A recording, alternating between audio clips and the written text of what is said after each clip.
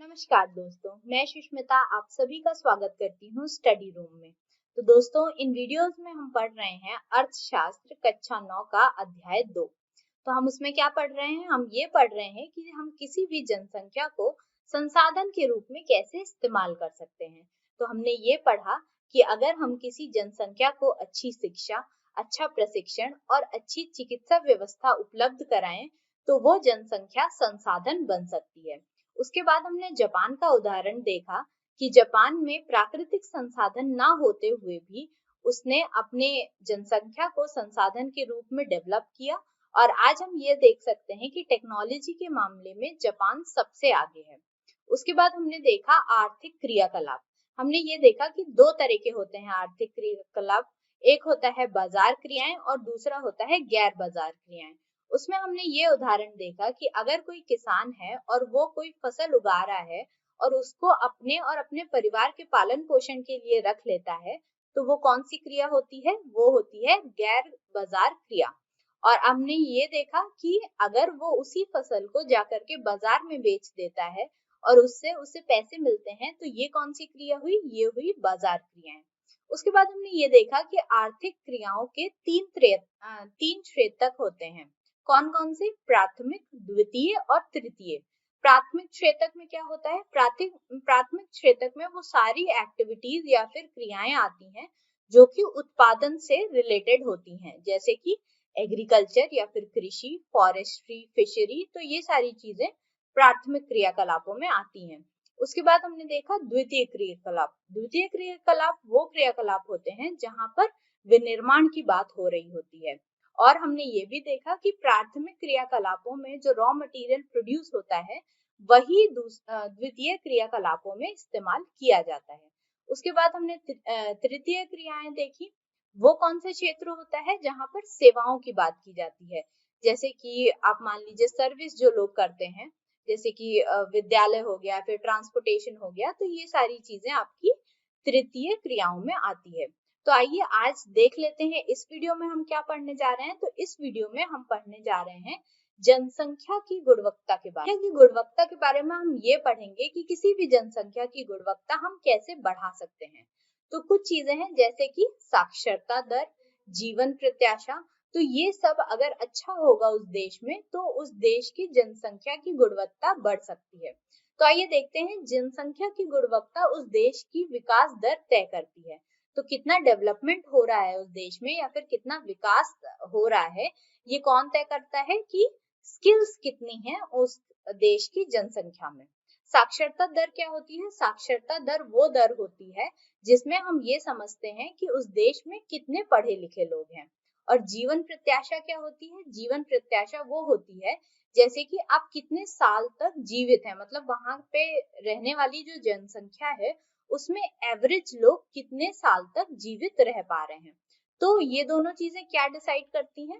तो literacy rate तो ये डिसाइड करती है कि उस देश में शिक्षा का स्तर कैसा है, कौन कौन सी शिक्षाएं प्रदान की जा रही हैं, कोई ट्रेनिंग या फिर प्रशिक्षण प्रदान किया जा रहा है कि नहीं। तो ये सारी चीजें साक्षरता दर में आएंगी। और दूसरा, जब जीवन प्रत्याशा की बात करें हम, तो हम ये देखेंगे कि वहां पर जो चिकित्सा की व्यवस्थाएं हैं वो उपलब्ध कराई जा रही हैं कि नहीं, हमारे पास प्राइमरी हेल्थ केयर है कि नहीं, अगर कोई बड़ी बीमारी हो रही है तो उसके लिए हमारे पास चिकित्सा के संसाधन मौजूद हैं कि नहीं।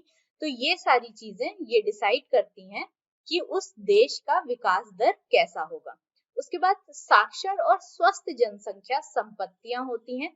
तो किसी भी देश में अगर साक्षर और स्वस्थ जनसंख्या है तो वो उस देश की संपत्ति यानी कि एसेट मानी जाती है, जबकि इसके विपरीत देश के लिए एक दायित्व होता है। यदि बीमार है तो वो देश की आर्थिक व्यवस्था को सुधारने में अपना योगदान नहीं दे पाएगा। तो अगर वहां की जनसंख्या स्वस्थ नहीं है तो वो उस देश के लिए एक दायित्व हो जाती है।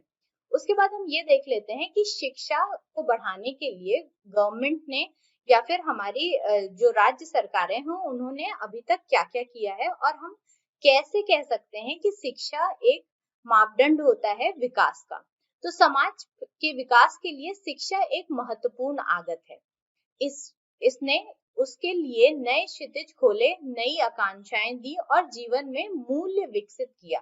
तो शिक्षा एक बहुत ही इम्पोर्टेंट आगत होती है, क्योंकि इसके बिना हम कुछ भी नहीं कर सकते। अगर हम अच्छी शिक्षा ले रहे हैं तो हमारी पूरी की पूरी जिंदगी बदल जाती है, हमारी सोच अच्छी हो सकती है, हम हर चीज को एक नए नजरिए से देखना शुरू करते हैं, हम किसी भी प्रॉब्लम में बहुत सारे सॉल्यूशंस ढूंढ सकते हैं। तो अगर हमारी शिक्षा अच्छी है तो हम ये कह सकते हैं कि हम उस देश में विकास के लिए अपना योगदान जरूर देंगे। यह राष्ट्रीय आय और सांस्कृतिक समृद्धि में वृद्धि करती है। अगर एक इंसान शिक्षित है तो वो देश की राष्ट्रीय आय में भी अपना योगदान देगा और सांस्कृतिक समृद्धि में भी अपना योगदान देगा। वो जब देश में मौजूद सारे कल्चर्स को पढ़ेगा तब वो उनको और अच्छे से समझ पाएगा कि उसे कौन सा कल्चर अपनाना चाहिए और अपने कल्चर को कैसे आगे बढ़ाना चाहिए। तो शिक्षा एक बहुत ही महत्वपूर्ण आगत है किस चीज में, देश के विकास में। तो हम शिक्षा के बारे में पढ़ क्यों रहे हैं, हम क्या देख रहे हैं इस चैप्टर में कि हम किसी भी जनसंख्या को संसाधन कैसे बना सकते हैं। तो उसके लिए शिक्षा हमारे लिए बहुत ही ज्यादा महत्वपूर्ण है। अगर हमारे पास शिक्षित जनसंख्या है तो वो हमारे लिए एक बहुत ही महत्वपूर्ण, आप कह सकते हैं, पॉइंट होगा। क्यों? क्योंकि इससे देश की विकास दर बढ़ेगी। उसके बाद देख लेते हैं और कौन कौन सी चीजें इंपॉर्टेंट होती हैं। तो भारत में देखते हैं शिक्षा का स्तर क्या है। तो लड़कियों पर विशेष बल देते हुए प्राथमिक शिक्षा में सार्वजनिक पहुंच का प्रावधान किया गया है। तो जैसा कि आपने पिछले वीडियो में देखा कि जो ऐतिहासिक सोच रही है हम लोगों की, वो ये रही है कि लड़कियों को पढ़ाने का कोई फायदा नहीं होता, क्योंकि उनको बाद में जाकर के घर के काम ही करने होते हैं। तो इसलिए अब की जो सरकारें हैं वो लड़कियों की शिक्षा पर विशेष बल दे रही है ताकि लड़कियों को सार्वजनिक शिक्षा मिल सके। उसके बाद नवोदय विद्यालय जैसे विशेष विद्यालय खोले गए हैं। आप देखोगे कि हर डिस्ट्रिक्ट में एक नवोदय विद्यालय मिलेगा जहाँ पर शिक्षा का स्तर जो है वो बहुत ही अच्छा है। वहां से नवोदय विद्यालय से पढ़े हुए लोग आज बहुत अच्छी अच्छी जगहों पर हैं। तो वहां पर शिक्षा का स्तर जो है वो बहुत ही अच्छा है। और ज्ञान और कौशल को बढ़ाने के लिए व्यवसायिक शाखाएं, वोकेशनल स्ट्रीम विकसित की गई हैं।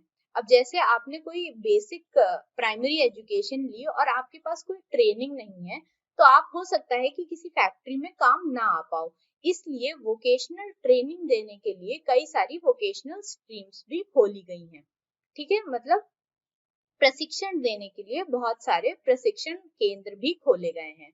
उसके बाद देख लेते हैं सकल घरेलू उत्पाद के प्रतिशत के रूप में शिक्षा पर कितना व्यय किया जाता है। मतलब जो ग्रॉस डोमेस्टिक प्रोडक्ट होता है उसके प्रतिशत के रूप में शिक्षा पर कितना व्यय सरकार करती है, वो हम ये देख लेते हैं।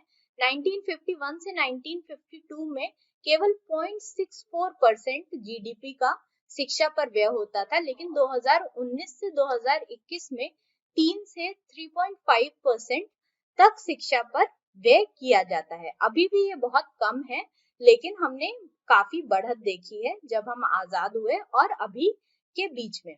अब बात कर लेते हैं सकल घरेलू उत्पाद होता क्या है। तो किसी भी देश में कितना उत्पादन हो रहा है, चाहे वो वस्तुओं का हो रहा हो या फिर सेवाओं का हो रहा हो, उसे हम कहते हैं उस देश की जीडीपी, यानी कि सकल घरेलू उत्पाद। ठीक है, उसके बाद हम बात कर लेते हैं साक्षरता और साक्षरता दर में। तो इन दोनों में क्या असमानता है। तो साक्षरता दर 1951 के दौरान 18% से बढ़कर 2020 में 79.9% हो गई है। तो आप देख सकते हो कि कितनी ज्यादा बढ़त हुई है।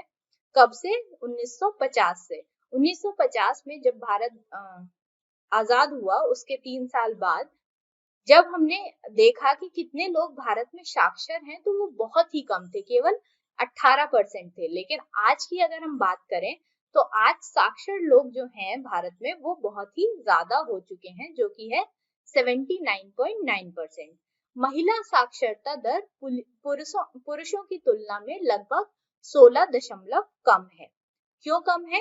क्योंकि हमने ये देख चुके हैं कि ऐतिहासिक जो भारत के लोगों की सोच थी वो यही थी कि महिलाओं को केवल घर के काम करने हैं, इसलिए उन्हें पढ़ाया नहीं जाता था। आजादी के बाद भी कई सारे ऐसे हाउस होल्ड्स आप देखेंगे जहाँ पर महिलाओं को नहीं पढ़ाया जाता है।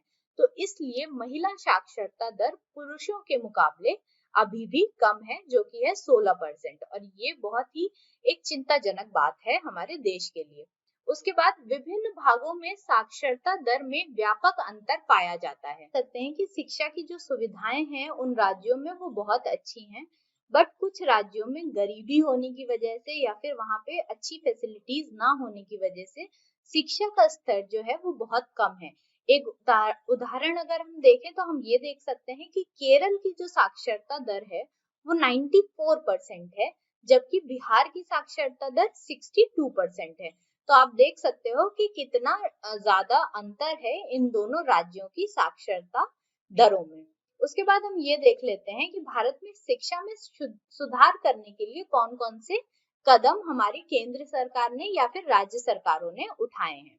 तो स्कूल शिक्षा के इस विस्तार को शिक्षा के निम्न स्तर और पढ़ाई बीच में छोड़ने की उच्च दर ने कमजोर कर दिया है।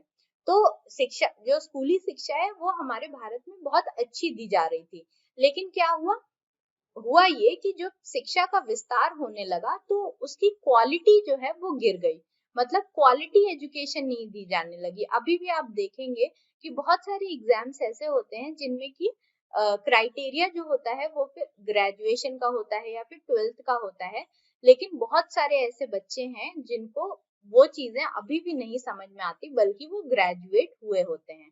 ठीक है, तो शिक्षा का जो स्तर है वो बहुत ही निम्न हो गया है, और बहुत सारे ऐसे बच्चे हैं जो कि स्कूल से ड्रॉप आउट भी करने लगे हैं, मतलब पढ़ाई बीच में ही छोड़ करके जाने लगे हैं। तो इन दोनों समस्याओं को सॉल्व करने के लिए हमारी सरकारों ने क्या किया है, अब हम वो देखेंगे।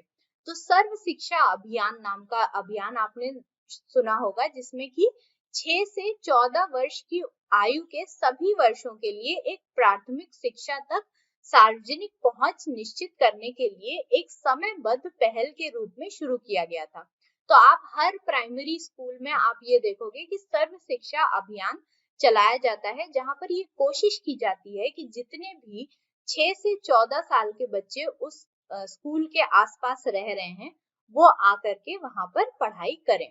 तो ये एक बहुत ही अच्छा अभियान था जो कि था सर्व शिक्षा अभियान। उसके बाद 2 अभियान और हैं, वो देख लेते हैं। तो जैसे कि सेतु पाठ्यक्रम और स्कूल लौटो शिविर। तो स्कूल लौटो शिविर इसलिए चलाया गया था ताकि जो बच्चे बीच में पढ़ाई छोड़ देते हैं वो वापस आकर के अपनी पढ़ाई पूरी कर सकें। तो प्राथमिक शिक्षा में नामांकन बढ़ाने के लिए ये दोनों प्रोग्राम जो है वो प्रारंभ किए गए थे। उसके बाद हम बात कर लेते हैं कि भारत में शिक्षा में सुधार के लिए और क्या-क्या कदम उठाए गए हैं। तो एक आपने बहुत ही फेमस योजना सुनी होगी, मिड डे मील स्कीम। क्या होता है इसमें, दोपहर के भोजन की व्यवस्था की जाती है स्कूलों में ही। कक्षा में बच्चों की उपस्थिति बढ़ाने के लिए, बच्चों के धारण और उनकी पोषण स्थिति में सुधार लाने के लिए मिड डे मील की स्कीम शुरू की थी हमारी केंद्र सरकार ने। उसके बाद हम आते हैं भारत में उच्च शिक्षा का स्तर देख लेते हैं कैसा है। प्राइमरी शिक्षा का स्तर हमने देख लिया कि कौन कौन सी स्कीम्स प्राइमरी शिक्षा में लॉन्च की गई हैं। अब हम ये देख लेते हैं कि अगर हम हायर स्टडीज की बात करें तो इंडिया में हायर स्टडी या फिर उच्च शिक्षा का क्या स्तर है। तो वर्ष 2018-19 में 18 से 23 वर्ष की आयु वर्ग में स्कूल नामांकन अनुपात, मतलब कि ग्रॉस एनरोलमेंट रेशियो 26.3% रहा। यहाँ विश्व औसतन 26% से मिलती जुलती थी।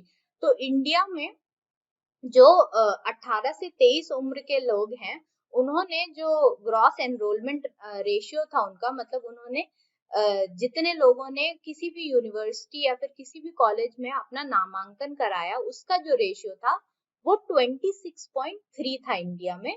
और जो विश्व का एवरेज या फिर औसत जो अनुमान था वो था 26%। तो इस मामले में इंडिया जो है वो विश्व के औसतन के साथ साथ ही चल रहा है। उसके 12वीं पंचवर्षीय योजना में भी पहुंच में वृद्धि, गुणवत्ता, राज्यों के लिए विशेष पाठ्यक्रम जैसी बहुत सारी जो सुविधाएं थी वो निकाली गई। आपको याद होगा कि पहले हमारे यहाँ 5 इयर्स प्रोग्राम चलता था, मतलब पंचवर्षीय योजना चलती थी। तो 12वीं पंचवर्षीय योजना में जो उच्च शिक्षा है या फिर जो हायर स्टडीज है इंडिया में, उनको बेहतर कैसे बनाया जाए, इस पे बहुत ज्यादा ध्यान दिया गया था। और ये भी ध्यान दिया गया था कि जो भी सूचना प्रौद्योगिकी है वो हम युवाओं को सिखा सके और उसमें हम बढ़ोतरी कर सके देश के विकास के लिए। दूरस्थ शिक्षा के साथ साथ अनौपचारिक और औपचारिक शिक्षा पर भी विशेष ध्यान दिया गया। तो जैसे कि जो लोग जाकर के कॉलेज में पढ़ाई नहीं कर सकते, तो वो क्या करते हैं, वो डिस्टेंस लर्निंग करते हैं किसी भी डिग्री को कंप्लीट करने के लिए, तो उसे ही हम बोलते हैं दूरस्थ शिक्षा। ठीक है। और उसके बाद अनौपचारिक और औपचारिक शिक्षाएं होती हैं। तो अनौपचारिक शिक्षा वो होती है जहां पर आप घर पे ही रह करके कई सारी बातें सीखते हैं, कई सारे गुण सीखते हैं। और फॉर्मल एजुकेशन क्या होती है? फॉर्मल एजुकेशन वो होती है जब आप किसी यूनिवर्सिटी में जाकर के अपना दाखिला कराते हैं और बहुत सारे विषयों के बारे में पढ़ते हैं, तो उसे हम फॉर्मल या फिर औपचारिक शिक्षा कहते हैं। इसके बाद बहुत सारे प्रौद्योगिकी संस्थान भी खोले गए जहां पर क्या प्रोवाइड किया जाता है, जहां पर ट्रेनिंग प्रोवाइड की जाती है कि किसी भी काम को करने के लिए आपके पास एक प्रशिक्षण हो कि आप उस काम को पूरा अच्छी तरीके से कर पाएं। उसके बाद हम एक प्रश्न देख लेते हैं, पुरुषों की तुलना में महिलाएं कम शिक्षित क्यों हैं, इसका क्या प्रभाव है? तो सबसे पहले तो हम यही कहेंगे कि ऐतिहासिक सोच के तो सबसे पहले हम यही कहेंगे कि ऐतिहासिक सोच की वजह से पुरुषों की तुलना में महिलाएं कम शिक्षित हैं, क्योंकि आजादी से लेकर के अब तक कई लोग ये सोचते हैं कि महिलाओं को शिक्षित करने में कोई फायदा नहीं है, क्योंकि उनको बाद में जाकर के सारे घरेलू काम ही करने हैं। और इसका क्या प्रभाव पड़ता है? तो इसका एक बहुत ही गंभीर प्रभाव है। आपने सुना होगा कि अगर आप एक महिला को शिक्षित कराते हैं तो आप उस पूरे परिवार को शिक्षित करा रहे हैं। क्यों? क्योंकि अगर एक महिला शिक्षित होती है तो वो अपने बच्चों को भी पढ़ाई के लिए प्रेरित करती है, वो अपने बच्चों को पढ़ा सकती है, इसलिए उसकी अगली पीढ़ी भी शिक्षित होती है। लेकिन अगर आप एक पुरुष को शिक्षित कराएंगे तो आप केवल उस पुरुष को ही शिक्षित करा रहे हैं। तो इसका एक बहुत बड़ा प्रभाव ये पड़ रहा है कि जो अशिक्षित महिलाएं हैं वो अपनी आगे आने वाली पीढ़ी को शिक्षा नहीं दे पा रही हैं। ठीक है, तो इस प्रश्न का हमने उत्तर दे दिया है। आगे देखते हैं कि आगे हम लेसन में क्या पढ़ेंगे। तो हम क्या पढ़ रहे हैं? हम अब पढ़ने जा रहे हैं स्वास्थ्य के बारे में। तो हमने शिक्षा के बारे में पढ़ लिया, उच्च शिक्षा के बारे में पढ़ लिया, अब हम पढ़ेंगे स्वास्थ्य के बारे में। तो किसी भी व्यक्ति का स्वास्थ्य उसे अपनी क्षमता को प्राप्त करने और बीमारियों से लड़ने की ताकत देता है। तो अगर आप स्वस्थ नहीं हैं, अगर आपका दिमाग स्वस्थ नहीं है, तो आप कोई भी काम नहीं कर पाएंगे।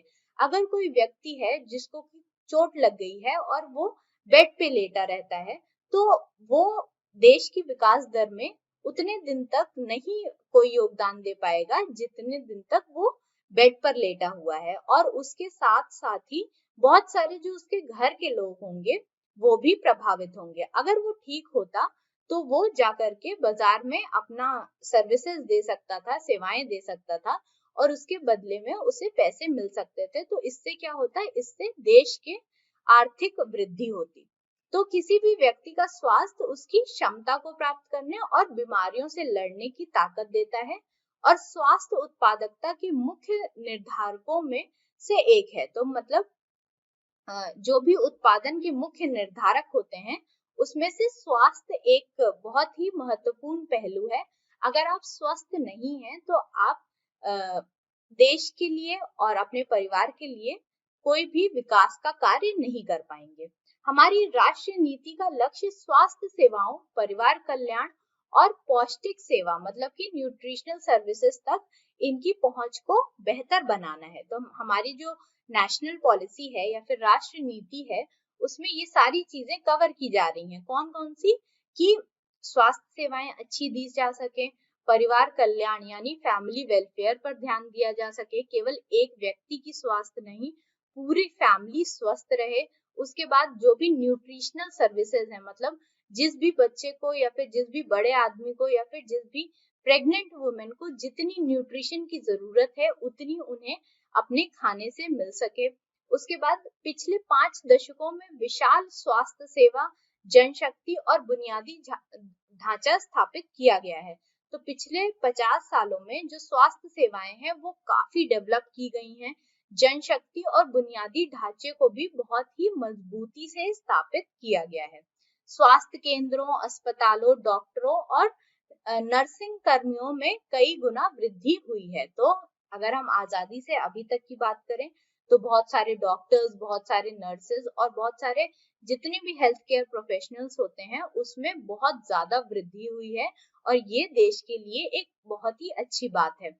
देश की बहुत सारी ऐसी स्कीमें हैं जहां पर प्राइमरी हेल्थ केयर पर बहुत ध्यान दिया जाता है, तो वो हम आगे देखेंगे। तो आइए देखते हैं कि भारत में बेहतर स्वास्थ्य के क्या परिणाम होते हैं कि अगर भारत में हेल्थ केयर फैसिलिटीज जो है वो इम्प्रूव करा दी जाए तो वो क्या परिणाम देंगी। तो जीवन प्रत्याशा आजादी के समय 26 से बढ़कर 69.42 वर्ष हो गई है। तो आजादी के समय जब हमारे पास अच्छी हेल्थ केयर सर्विसेज नहीं थी तो जीवन प्रत्याशा केवल 26 वर्ष थी, लेकिन अब वो बढ़कर करीबन 70 वर्ष के आसपास हो गई है। जैसे कि आप करेक्ट यहाँ पर देख सकते हैं डेटा 69.42 वर्ष हो गई है। उसके बाद शिशु मृत्यु दर में भी भारी गिरावट आई है। क्या होती है शिशु मृत्यु दर?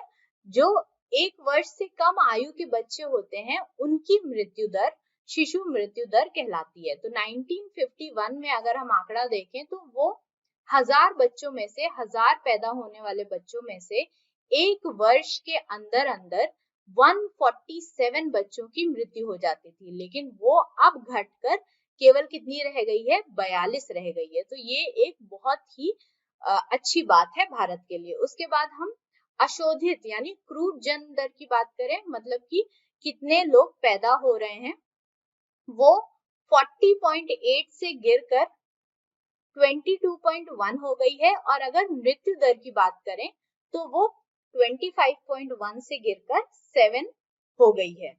तो आप ये देखेंगे कि ये सब क्यों हुआ है। ये सब इसीलिए हुआ है क्योंकि भारत ने अपनी जो स्वास्थ्य की फैसिलिटीज थी उनको बहुत ही बेहतर बना लिया है। हालांकि कोविड ने हमारे स्वास्थ्य स्ट्रक्चर को एक और बार फिर से हिला दिया, लेकिन फिर भी हम बहुत ही मजबूती से कोविड का सामना कर पाए। फर्स्ट वेव हमने बहुत ही मजबूती से उससे लड़ा, बट सेकेंड वेव में कुछ हमसे गलतियां रह गई थी जो कि हम अभी भी सुधार रहे हैं। तो हेल्थ केयर फैसिलिटीज में भारत ने बहुत ही अच्छा काम किया है पिछले वर्षों में। उसके बाद हम देख लेते हैं कि भारत की स्वास्थ्य प्रणाली की क्या क्या सीमाएं हैं, limitations of India's health system. तो हम ये देखते हैं कि भारत में कुल 558 मेडिकल कॉलेजेस हैं और 310 डेंटल कॉलेज हैं। लेकिन दिक्कत क्या है? दिक्कत ये है कि ये जो कॉलेजेस हैं ये केवल 4 राज्यों में ही हैं, जैसे कि उत्तर प्रदेश, कर्नाटक, महाराष्ट्र और तमिलनाडु। बाकी के जो राज्य हैं वहां पर जो कॉलेजेस और डेंटल कॉलेजेस हैं या फिर जो भी स्वास्थ्य की फैसिलिटीज है वो बहुत कम है। ज्यादा कॉन्सेंट्रेटेड जो है वो केवल इन 4 राज्यों में ही है। प्रणाली के विकास के बावजूद भारत में कई ऐसे स्थान हैं जिनको स्वास्थ्य सेवा तक पूरी तरह उपलब्ध नहीं है। तो आप देखोगे कि कई ऐसे गांव हैं, कई ऐसे एरिया हैं जहां पर एक ही गांव में कोई एक प्राइमरी हेल्थ केयर है और लोग 9-9, 10-10 किलोमीटर दूर से आते हैं वहां पर अपना इलाज कराने। तो आप ये कह सकते हो कि भारत में जो स्वास्थ्य की प्रणाली है वो डेवलप तो बहुत हुई है, लेकिन अभी भी हमारे पास बहुत काम है उस स्वास्थ्य प्रणाली को और ठीक करने के लिए। तो आज के लिए बस इतना ही। आई होप आपको ये लेसन पसंद आया होगा।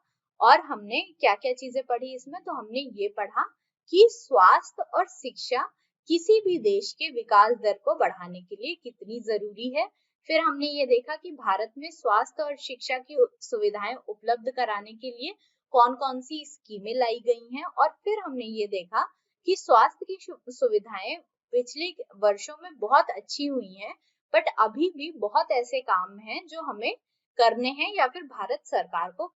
मिलते हैं अगले लेसन में, तब तक पढ़ते रहिए, पूरा रिवाइज करते रहिए चैप्टर ताकि आपको अच्छे से सारे कॉन्सेप्ट समझ में आ जाएं। Thank you.